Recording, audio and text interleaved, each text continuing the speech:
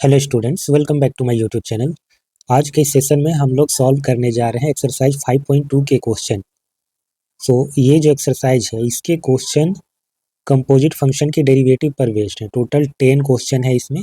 तो चलिए इसे सॉल्व करते हैं। पहला क्वेश्चन लेते हैं हम लोग मान लेते हैं इसे y equal to sine of x square plus 5। ठीक है। यहाँ पर साइन एक्स अगर होता तो इसका डेरिवेटिव होता कॉस एक्स, बट एक्स की जगह पर एक्स का फंक्शन है, तो इस फंक्शन ऑफ एक्स को हम एक दूसरा वेरिएबल मान लेते हैं। Let t equal to x square plus 5। तो यहाँ पर टी फंक्शन है एक्स का, तो हम इसका डेरिवेटिव करेंगे एक्स के रिस्पेक्ट में with respect to x. So d t by d x मिलेगा हमको, और ये क्या हो जाएगा 2x। ठीक है, 5 तो कांस्टेंट है, उसका 0 हो जाएगा। So d t by d x आया 2x। अगर हम एक्स स्क्वायर प्लस 5 को रिप्लेस कर रहे हैं टी से, तो ये जो फंक्शन है हमारा y equal to sine of x square plus 5, ये बदल करके कुछ ऐसा बन जाएगा y equal to sine of t. Now ये बन गया t का फंक्शन, तो हम इसका डिफ्रेंशिएशन करेंगे विथ रिस्पेक्ट टू t, तो हमको मिलेगा d y by d t, और ये हो जाएगा cos of t. Equation 2, equation 1 और 2 को मल्टीप्लाई करेंगे तो हमको क्या मिलेगा d y by d x. तो इसके लिए d y by d t और d t by d x इसको मल्टीप्लाई करना है। सो 2x कॉस ऑफ टी को हम वापस रिप्लेस कर देंगे जो हमने माना था x square plus 5। So 2x cos of x square plus 5। Next question, y equal to cos of sine x. So हम साइन एक्स को t मान लेते हैं। Let t equal to sine x, तो d t by d x क्या हो जाएगा cos x, और y हमारा बन जाएगा कॉस टी। तो यहाँ से हमको मिलेगा d y by d t equal to minus of sine t. So d y by d x equal to क्या होता है d y by d t into d t by d x. So d y by d t हमारा minus of sine t, और d t by d x है cos of x. T को replace कर देंगे हम लोग, तो minus of sine x into cos x. Next question, y equal to sine a x plus b. Let t equal to a x plus b. So d t by d x equal to a हो जाएगा, x का derivative 1 और b का तो 0 हो जाएगा। सो y equal to हो जाएगा साइन ऑफ टी। यहाँ से हम लोग निकालेंगे d y by d t equal to cos of t. So d y by d x equal to d y by d t into d t by d x. D y by d t है cos t, और d t by d x है a. सो ए और cos, T को replace कर देंगे a x plus b से। Now next question, y equal to sec 10 root x. यहाँ पर 3 फंक्शन का कंपोजिशन है। सबसे पहले है x ना होकर के स्क्वायर रूट ऑफ x है, एक ये है। फिर ये 10x ना होकर के x की जगह पर ये चीज़ है, तो एक दूसरा फंक्शन हो जाएगा 10x, और एक हो जाएगा हमारा सेक वाला। तो सबसे पहले हम इसको t मानते हैं। Let t equal to square root of x, तो d t by d x निकालेंगे, तो d by d x x पे पावर 1/2 को पता है क्या होता है 1/2 x to the power 1/2 minus 1, तो ये हो जाएगा 1/2 रूट एक्स, ये इसका डेरिवेटिव आएगा। सो ऐसा करने पे ये बन जाएगा हमारा 10 ऑफ टी। उसको हम कुछ और वेरिएबल मान लेते हैं, डिपेंडेंट वेरिएबल यू मान लेते हैं। यू इक्वल टू 10 टी, तो हम निकालेंगे D u by d T. 10 T का डिफ्रेंसिएशन क्या हो जाएगा सेक स्क्वायर टी। इसके बाद जो y फंक्शन है वो हमारा बन जाएगा सेक u, क्योंकि हमने इसको माना था u।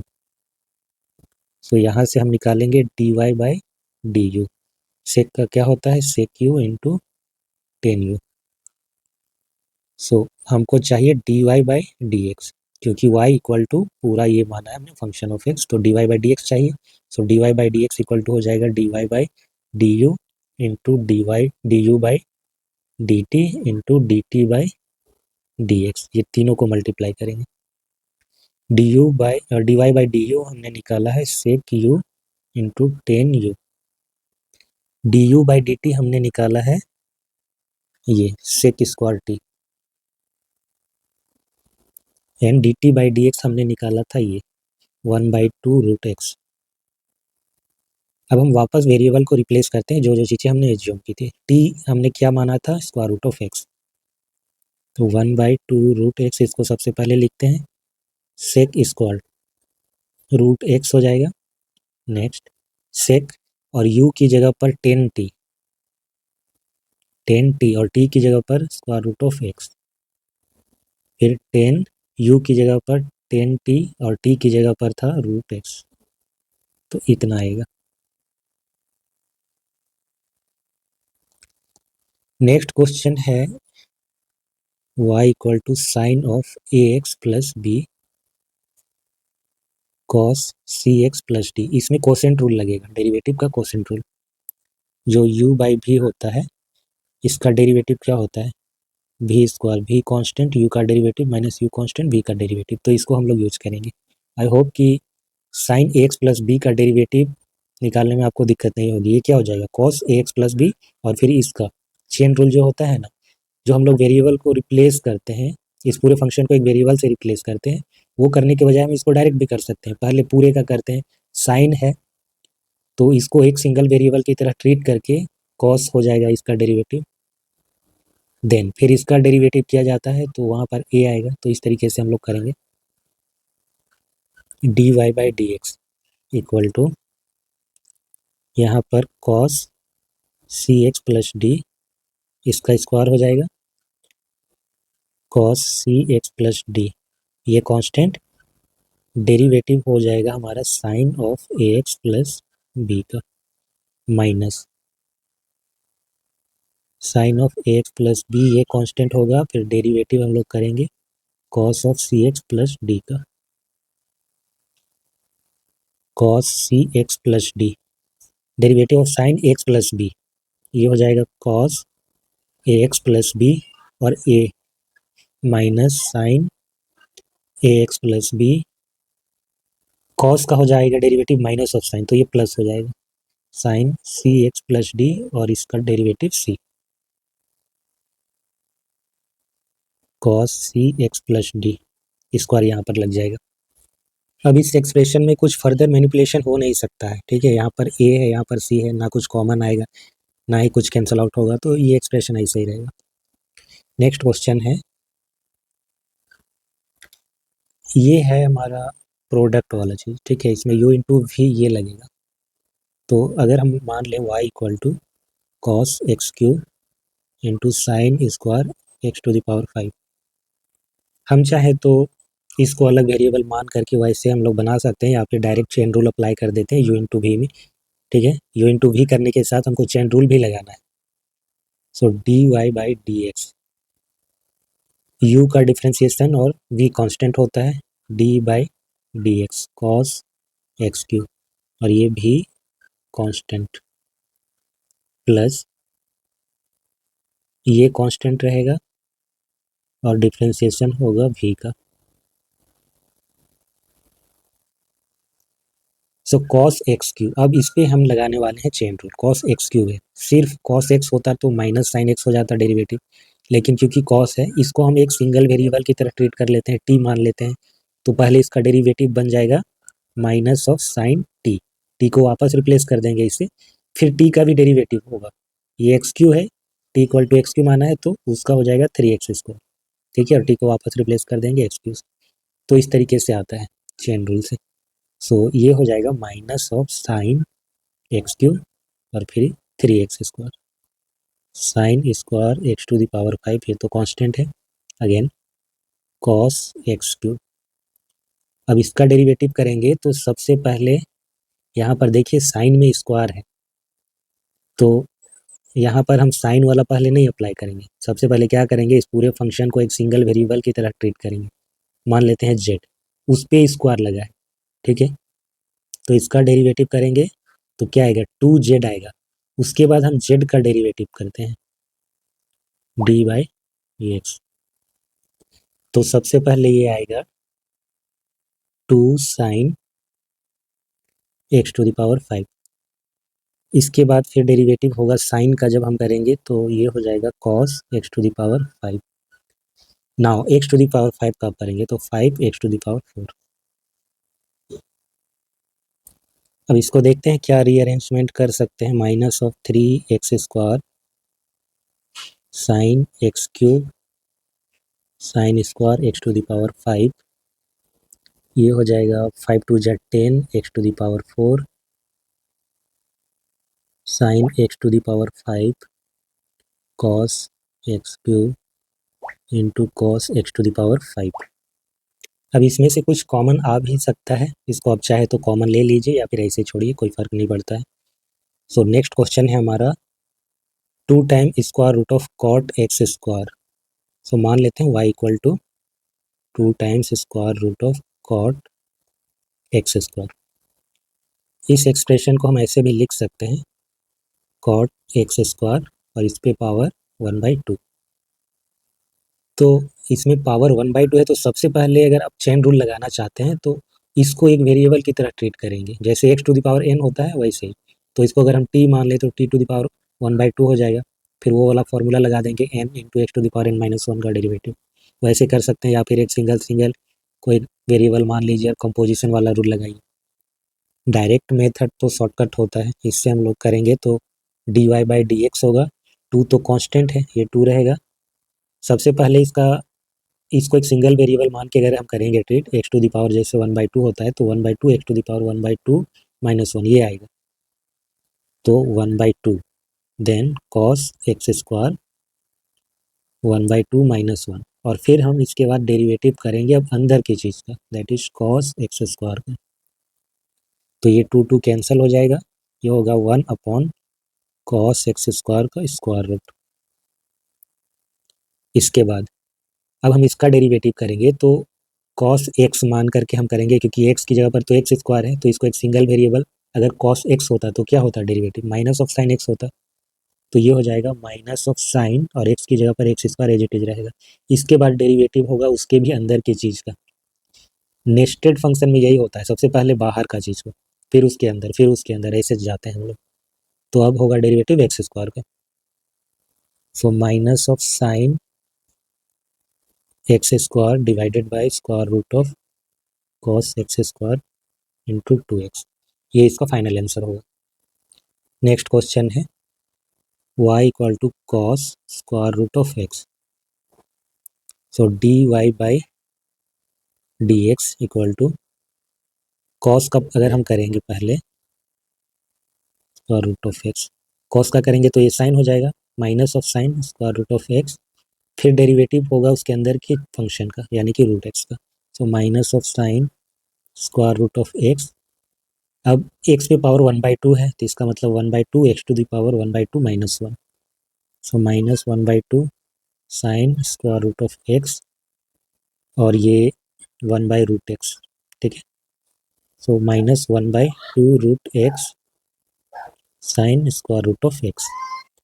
अगला क्वेश्चन है हमारा prove that the function f given by f of x equal to mod of x - 1, जहाँ x रियल नंबर होगा, is not differentiable at x equal to 1। x equal to 1 पर ये फंक्शन डिफरेंशिएबल नहीं होगा। क्यों नहीं होगा, क्योंकि इसका ग्राफ कुछ ऐसा होता है, तो x इक्वल टू 1 पर ही ये बिहेवियर अपना चेंज करेगा, लेफ्ट साइड अलग राइट साइड अलग। तो यहाँ पर एक शार्प कॉर्नर बनता हुआ नजर आएगा, जहाँ शार्प कॉर्नर हुआ फंक्शन वहाँ पर डिफरेंशिएबल नहीं होता है, भले ही कंटिन्यूअस हो तब भी, ठीक है। Left hand derivative right hand derivative निकालेंगे हम लोग, तो चलिए इसे स्टार्ट करते हैं।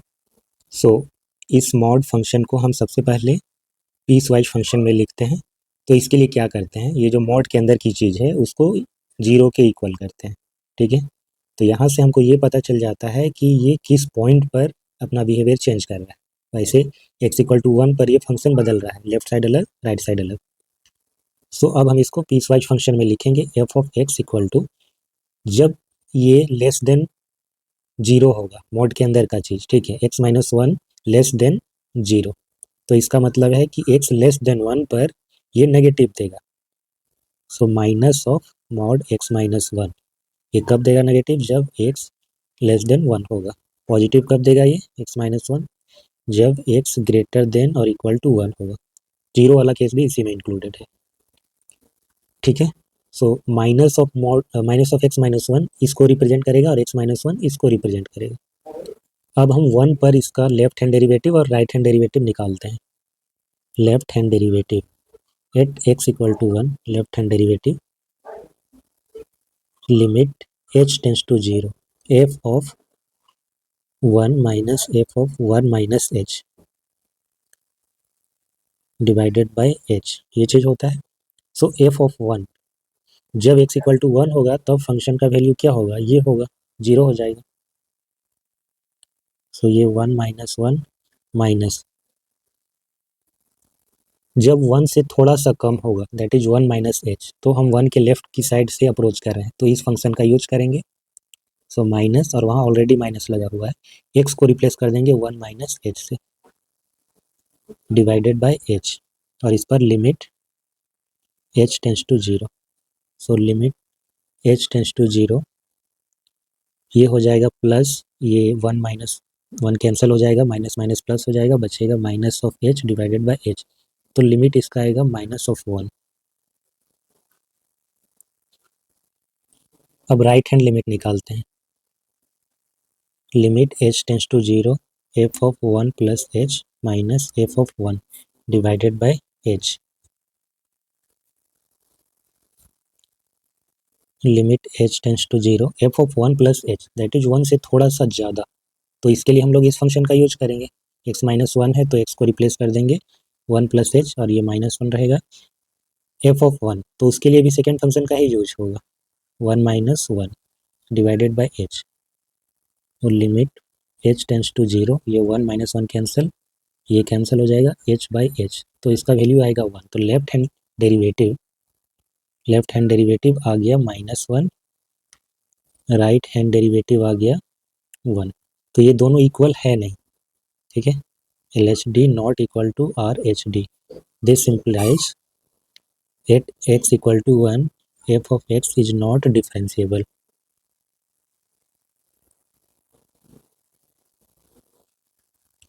लास्ट क्वेश्चन है, prove that the greatest integer function defined by f of x equal to greatest integer function for the interval x greater than 0 but less than 3 is not differentiable at x equal to 1 and x equal to 2।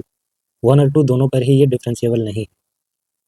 तो हमारा सबसे पहला काम क्या होगा, इस function को piece wise defined function में लिखना, पीस वाइज इसको डिफाइन करेंगे, ठीक है। सो ग्रेटेस्ट इंटीजर फंक्शन, इंटरवल दिया गया है 0 से 3, तो 0 से 3 के लिए हम इसको ब्रेक करते हैं, पहले 0 to 1 के लिए करते हैं। सो 0 से बड़ा और 1 से छोटा। सो जब x 0 से बड़ा होगा 1 से छोटा होगा तो इस इंटरवल में ये 0 ही देगा, ठीक है। 0.1 0.2 0.9 इसमें ये 0 ही देगा। जैसे ये 1 तक जाएगा और 2 से पहले तक, 2 एग्जैक्टली इक्वल नहीं, 2 से पहले तक, तब तक ये 1 देगा। फिर ये 2 के इक्वल या उससे जब ज़्यादा होगा और 3 से कम तब ये 2 देगा। तो इस तरीके से हमने इसको डिफाइन किया। इसका ग्राफ भी एक बार ट्रेस करते हैं। सो ये इस फंक्शन का ग्राफ है, 0 से लेकर के 1 तक में ये 0 दे रहा है, तो ये 0, ठीक है। ये जो सर्कल दिख रहा है इसका मतलब है कि यहाँ पर वैल्यू नहीं है। अगर हम इसको पूरा फिल कर देते तो वो रिप्रेजेंट करता है कि उस जगह पर फंक्शन का वैल्यू एग्जिस्ट करता है, ठीक है। सो x इक्वल टू 1 पर यहाँ पर फंक्शन का वैल्यू नहीं है, बल्कि यहाँ पर है, यहाँ से स्टार्ट हो रहा है, और 2 से पहले तक ये 1 ही दे रहा है। जैसे 2 आ रहा है ये जंप करके यहाँ पहुँच जा रहा है, ठीक है। फिर ये 3 से पहले तक ये वैल्यू दे रहा है 2। तो इस तरीके से ये डिफाइंड है, हमको चेक करना है x इक्वल टू 1 पर और 2 पर। तो सबसे पहले x इक्वल टू 1 के लिए, फॉर x इक्वल टू 1, तो लेफ्ट हैंड लिमिट और राइट हैंड लिमिट निकालेंगे। Left hand limit h tends to 0 f of 1 minus f of 1 minus h divided by h, 1 के left side limit h tends to 0। तो f of 1 क्या होगा, 1 पर function का जो value है 1 है, minus f of 1 minus h, 1 से थोड़ा सा कम, लेफ्ट साइड चले जाएंगे यानी कि ये वाला, तो ये 0 मिलेगा। अब उसको हम 1 माइनस h से रिप्लेस करें तब भी वो 0 ही रहेगा, डिवाइडेड बाय h। सो जब यहाँ हम h इक्वल टू 0 अगर पुट कर रहे हैं तो ये तो अनडिफाइंड हो रहा है, plus infinity, right hand limit देखते हैं। ऐसे इतना काफ़ी है ये बताने के लिए, क्योंकि लिमिट तो एग्जिस्ट ही नहीं किया। फिर भी एक बार चेक करते हैं क्या होता है। Limit h tends to 0 f of 1 plus h minus f of 1 divided by h। Limit h tends to 0 1 plus h that is 1 से थोड़ा सा ज़्यादा, तो इसमें आएगा हमारा ये 1 से ज़्यादा, और f ऑफ 1 पर भी यही आएगा। ठीक है, 1 पर भी 1 ही देगा और 1.1 1.2 पर भी 1 ही देगा, तो 1 माइनस 1 डिवाइडेड बाई h, ये आ रहा है 0। So left hand derivative does not exist. This implies f of x is not differentiable at x equal to 1. At x equal to 2, अब x equal to 2 पर चेक करते हैं। Left hand derivative limit h tends to 0 f of 2 minus f of 2 minus h divided by h। Limit h tends to 0 f of 2 क्या होगा और 2 से कम के लिए क्या होगा। सो x इक्वल टू 2 पर हमको 2 मिल रहा है, 2 से थोड़ा सा कम के लिए 1 मिल रहा है, सो 2 minus 1, 2 minus 1 divided by h। तो ये भी अनडिफाइंड हो जाएगा क्योंकि नीचे h है। तो left hand derivative does not exist, therefore f of x is not differentiable at x equal to 2।